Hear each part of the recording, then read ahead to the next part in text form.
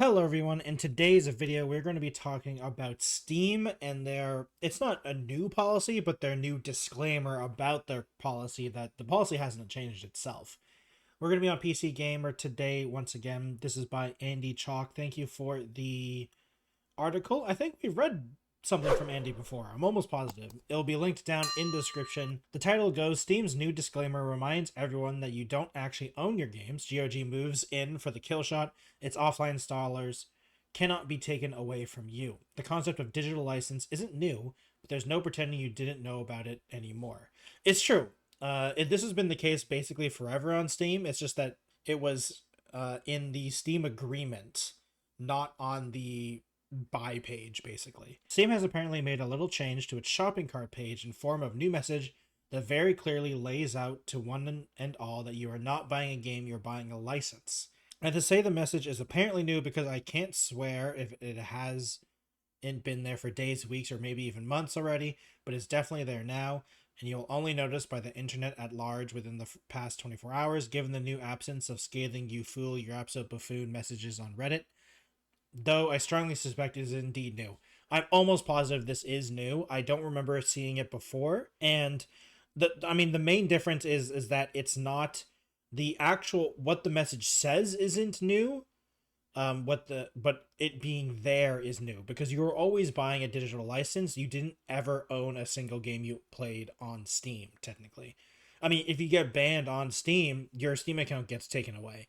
Like, you don't own any of those games. You are, if you lose your Steam account, you cannot play any of those games. You don't own any of them. The message itself is very brief. A purchase of a digital project grants a license for the product on Steam. A link to the full Steam subscriber agreement is also provided. This change follows on the heel of Valve modifying its subscriber agreement last month to remove the forced arbitration clause. Yes. And here is the new thing. A purchase of a digital project grants a license for this project on Steam. For full terms and conditions, please see the Steam subscriber agreement. And they added the red so I wouldn't miss it. Thank you. I appreciate it. I do need big, bright red boxes and or circles and or arrows. It does help. While the message may be new, the reality behind it is not. For practical purposes, all you need to do is forget your Steam password to get a real, if hopefully temporary, sense of how much you own your games. If you really want to take the plunge, you can enrage in some public gross violation of Steam rules, repeatedly if necessary, to have your account and all your games taken away entirely. You cannot bequeath your Steam library to anyone upon your unfortunate passing either, which of course you would be able to if you really owned its contents. Funny enough, I didn't know that, but that does make sense about the you can't put it. I assume this is what it means is you can't put it in your will or anything like that.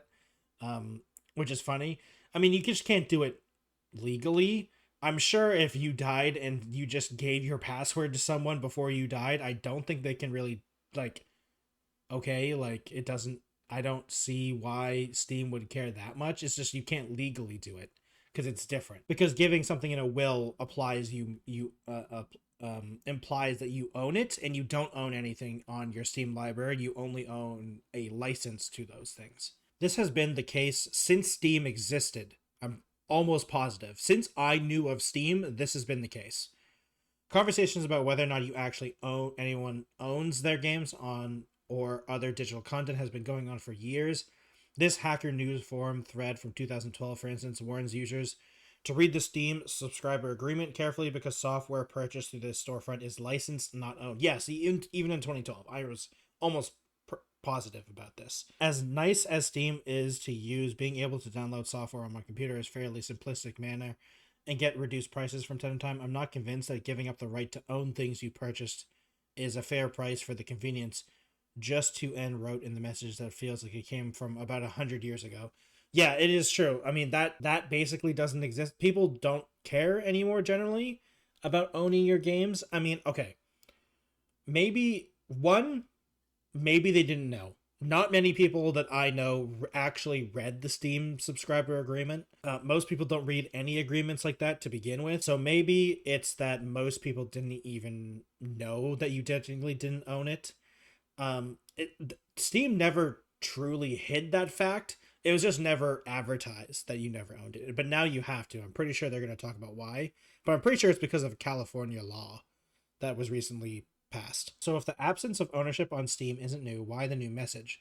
My assumption is that it arises from a recent pushback against game publishers ending support for online games. Yeah, that does kind of suck. Rendering them inoperable and in some cases revoking the license to those games outright. That too is nothing particularly new, but Ubisoft broke the camel's back earlier this year when it ended service for The Crew and stripped the license from people who had purchased it. That sparked a Stop Killing Games consumer campaign and, more importantly, a new California law that requires retailers to warn consumers that digital games they buy can be taken away at any time, as this message does. And honestly, I am glad that this is happening, simply for the fact that people need to know upfront that you are buying a license to a game. Whether or not I agree with that is, I don't know, it's a little, I don't know if I agree with it or not. But the main thing is that if you are doing that, you have to be very clear that you are just selling a license, not the actual game. And at least this pushes it to Steam that, yes, you are in fact only buying the license. So that is a good thing overall. Whether or not only a license, that's a different issue. I feel like at least the law now points it so they have to say it, which is good.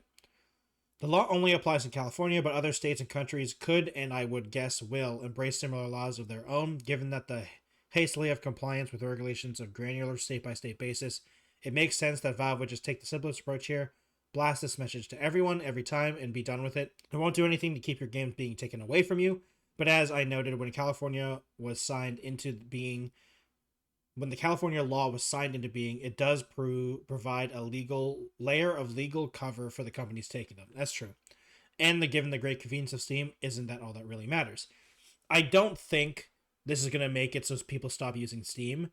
I mean, the biggest thing is that Steam, luckily for everyone, Steam is a very profitable company, or Valve is. So their servers aren't going offline anytime soon. So they're pretty safe. It's not like the Steam servers are going offline and all your games are going to disappear. And it's not that big of a deal when it comes to buying video games and stuff like that. There is an argument of you should be able to own digital things when you buy a thing from digitally. And I understand that. But Steam, at least now, everyone knows Steam doesn't do that. And that's the biggest thing. And the biggest thing I have against this is that I feel like this message should have been there anyway. But, companies don't do things until they're forced to. Never missing an opportunity to weigh in such matters, GOG took a moment to mull a checkout message of its own. Since checkout banners are trending, we're thinking of putting one on ourselves. Thoughts on this one? A purchase of a digital product of GOG grants you its offline installers, which cannot be taken away from you. Which is true. GOG doesn't give you a license. They are very different. To be fair, GOG isn't nearly as popular, and they don't always have all the games. There are things sometimes GOG doesn't always have the game, to be fair, because they're not nearly as popular, but they do offer the actual full game. You are purchasing the video game, not a license. And I'm pretty sure this $69 was on purpose. Good job. Very nice job, GOG. GOG, if no one knows, is another game seller, digital storefront, and they're owned by the people who made Witcher 3 and Cyberpunk. Why can't I remember their names all of a sudden? CD Projekt Red. I knew they owned them, but I'm like, I can't remember the names for some reason. I had to Google it. So that is a good clapback on GOG's side, but overall, honestly, I think it's just going to be a difference. The use of Steam is very easy, and for a lot of people, it is a staple of the PC gamer market. And I don't see that changing anytime soon, honestly. I just don't, because it's too entrenched everywhere. I do think this does give GOG another point on the ballot to be used them instead. And I have bought games on GOG before, and they're very good. Generally, what I do is I buy, honestly, like this, the whole Diablo, Alpha Protocol, Warcraft 1 and 2, I actually buy older games on GOG more often, simply because a lot of older games, especially early 2010 and down, you can't guarantee they're going to be up forever. A lot of these games sometimes all of a sudden just get pulled, like Alpha Protocol was a while ago.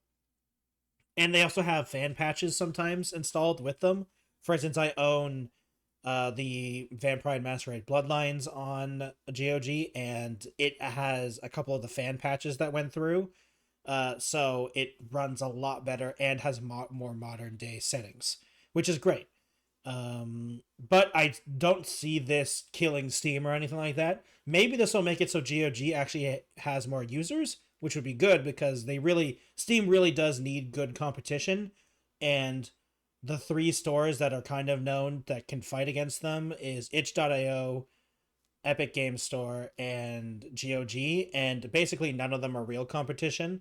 And I'd prefer GOG over GOG or Itch because I like those two. I don't really like Epic, but Epic is probably going to be um the most competition purely because they have the most money, so they can actually afford to run something at a loss for this long.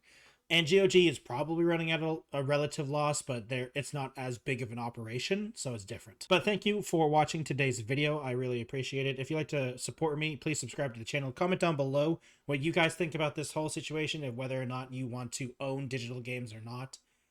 I mean, I do think we should own digital games, but as long as these companies actually tell us if we're buying the game or buying a license, it's good.